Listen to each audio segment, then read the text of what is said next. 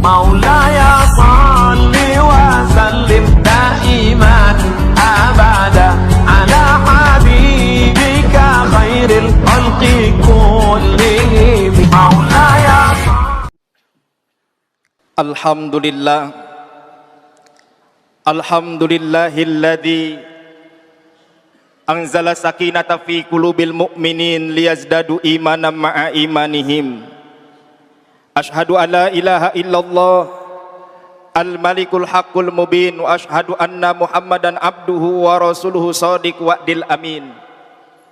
Allahumma fasalli wa sallim wa barik ala sayyidina Muhammadin sayyidil mursalin wa imamil muttaqin wa ala alihi wa ashabihi ajmain wa man tabi'ahu ay tabi'ahum bi ihsanin ila yaumiddin. Faya ayyuhal muslimun usikum wa nafsi bi taqwallah wa ta'atihi faqad fazal muttaqun. Wa qala ta'ala fi kitabihil karim, a'udzu billahi minasyaitonir rajim, bismillahirrahmanirrahim. Ya ayyuhalladzina amanu taqullaha wa qulu qawlan sadida yuslih lakum a'malakum wa yaghfir lakum dunubakum wa may yuti'illaha wa rasulahu faqad faza fawzan 'azima. Wa qala an-nabiyyu sallallahu alaihi wasallam, man kana yu'minu billah wal yaumil akhir falyakul khairan aw liyasmut. Shadaqallahul 'azim wa sadaqa rasul habibun nabiyul karim wa nahnu ala dzalika minasyahidin wa syakirin walhamdulillahirabbil alamin. Jamaah Jumat yang dimuliakan oleh Allah Subhanahu wa taala, pada kesempatan kali ini mari kita semua menyadarkan kembali diri kita untuk sama-sama taat, tunduk, patuh kepada Allah Subhanahu wa taala dengan menjalankan apa yang telah diperintahkan oleh Allah dan menjauhi dengan segala apapun yang dilarang oleh Allah Subhanahu wa taala, agar kita semua kelak mendapatkan surga yang sudah dijanjikan oleh Allah Subhanahu wa taala. Salawat serta salam tetap tercurah kepada Nabi Agung, Nabi mulia baginda Rasulullah Muhammad sallallahu alaihi wasallam. Mudah-mudahan kita semua senantiasa mendapatkan syafaatul uzma dari Nabi kita Nabi Muhammad sallallahu alaihi wasallam, dan sepanjang umur hidup kita mohon kepada Allah, mudah-mudahan Allah berikan kesempatan kepada kita untuk bisa berziarah ke makam Rasulullah sallallahu alaihi wasallam. Jamaah Jumat yang dimuliakan oleh Allah Subhanahu wa taala, satu ketika Rasulullah sallallahu alaihi wasallam didatangi oleh seorang sahabat. Dalam sebuah hadis dikatakan, ata rajulun ila Rasulillah sallallahu alaihi wasallam qala izni wa auzid, ay wa fi riwayatin ukhra allimni wa auzid. Wahai Rasulullah, nasihati aku dengan nasihat yang ringkas, ajari aku dengan pelajaran yang amat sangat ringkas. Lalu kemudian Rasulullah sallallahu alaihi wasallam berkata, faqala idza kumta fi salatika fasalli salatan muwaddi'in. Jika engkau salat, salatlah seperti orang yang salat dan dia akan pergi jauh tidak kembali lagi. Pelajaran pertama, nasihat pertama yang disampaikan oleh Rasulullah sallallahu alaihi wasallam yaitu agar kita semua pun senantiasa bisa menjaga kualitas ibadah salat kita.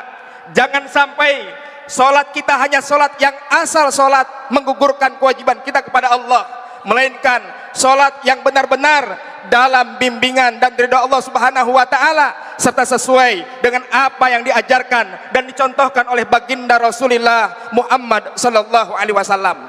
Hari ini banyak di tengah-tengah masyarakat kita kurang memperhatikan kaifiyah salat, terutama di awal sebelum melaksanakan salat.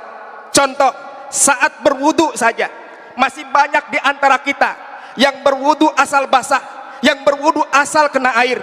Coba perhatikan bagaimana seharusnya kita membasuh tangan, bagaimana seharusnya kita istinsak, bagaimana seharusnya kita membasuh wajah, bagaimana kita seharusnya melakukan hal-hal yang memang sudah dicontohkan oleh baginda Rasulullah SAW ketika berwudu dan diajarkan oleh para ulama-ulama yang soleh. Jamaah Jum'ah yang dimuliakan oleh Allah Subhanahu wa taala, kalau kita melaksanakan sholat dengan baik, maka perilaku kita pun pasti akan baik. Kalau kita benar-benar menjaga kualitas ibadah sholat kita, pasti Allah akan senantiasa membimbing kita terus dalam ketaatan dan menjaga ketaatan kita kepada Allah Subhanahu wa taala. Lalu kemudian nasihat yang kedua yang disampaikan oleh Rasulullah sallallahu alaihi wasallam, apa kata Rasulullah sallallahu alaihi wasallam? Wala tatakallam bikalamin ta'tadiru minhu ghadan.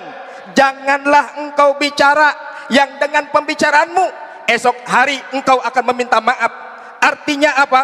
Rasulullah sallallahu alaihi wasallam mengingatkan kepada kita agar kita mau menjaga lisan kita. Salamatul insan fi hifzil lisan. Selamatnya seseorang itu tergantung ia menjaga lisannya. Hari ini banyak orang yang tergelincir dengan lisannya. Bukan hanya orang biasa, bisa jadi orang yang kita kenal sebagai ulama, orang yang kita kenal sebagai ustadz pun boleh jadi ia bisa tergelincir lisannya kalau tidak pandai menjaga lisannya dalam berbicara. Maka Allah Subhanahu wa taala berfirman dalam surat Al-Ahzab ayat 70-71, apa kata Allah? A'udzubillahi minasyaitonir rajim. Bismillahirrahmanirrahim. Ya ayyuhalladzina amanu taqullaha wa qulu qawlan sadida yuslih lakum a'malakum wa yaghfir lakum dzunubakum wa may yuti'illah wa rasulah faqad faza fawzan 'azima. Ketika kita memang beriman kepada Allah, Allah perintahkan kepada kita untuk bisa berbicara dengan benar, dengan jujur. Kenapa? Karena dengan ucapan yang benar dan jujur itulah yang akan memperbaiki segala aktivitas kita dan Allah akan ampuni dosa-dosa kita. Jamaah Jum'ah yang dimuliakan oleh Allah Subhanahu wa taala, apalagi akhir-akhir ini kalau kita tidak pandai menjaga lisan kita, yang akan keluar dari mulut kita pasti cacian, makian, kedengkian, bahkan penghinaan kepada orang-orang yang ada di sekitar kita. Maka mulai hari ini ingat pesan Rasulullah, ihfad lisanak, jaga lisanmu. Jadi kita harus mau menjaga lisan kita agar kita tidak terjerumus ke dosa, agar kita tidak terjerumus ke orang-orang yang senantiasa bisa menghina, mencaci maki orang lain. Apalagi kalau sampai mulut kita menghina seorang ulama, apalagi kalau mulut kita sampai menghina seorang kiai, apalagi kalau mulut kita sampai menghina orang-orang soleh. Ini yang harus dihindari. Jangankan kepada ulama, kepada keluarga kita pun kita harus pandai menjaga lisan kita, kepada istri, kepada anak-anak kita, kepada orang tua kita, bahkan kepada sahabat-sahabat kita pun kita harus pandai menjaga lisan kita agar mereka tidak tersakiti dengan apa yang kita keluarkan dari mulut kita.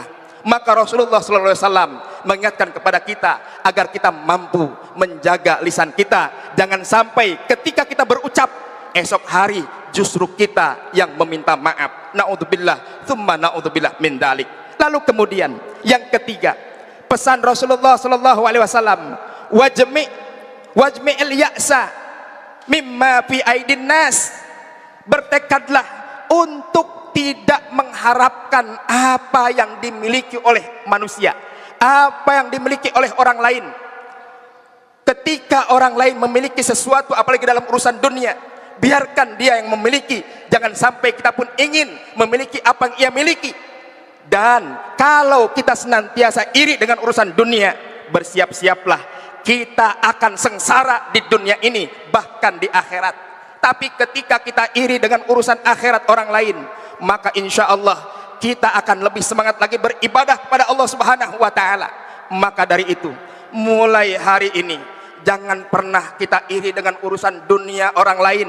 Ketika ada orang memiliki mobil mewah, ketika ada orang memiliki rumah megah, jangan pernah iri dengan mereka. Tapi irilah dengan orang-orang yang ia mampu di tengah malam bangun untuk bermunajat kepada Allah Subhanahu wa taala.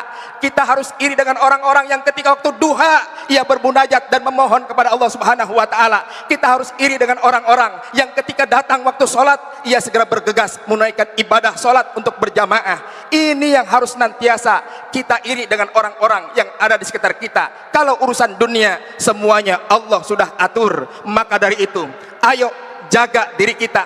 Yang pertama agar ibadah salat kita benar-benar ibadah yang benar-benar khusyuk kepada Allah Subhanahu wa taala, sehingga salat kita bisa jaga dan kita perbaiki hari demi hari. Yang kedua, kita jaga lisan kita, jangan sampai keluar dari lisan kita kata-kata kotor, sumpah serapah, ghibah, fitnah, menyakiti orang lain, bahkan penghinaan kepada orang lain.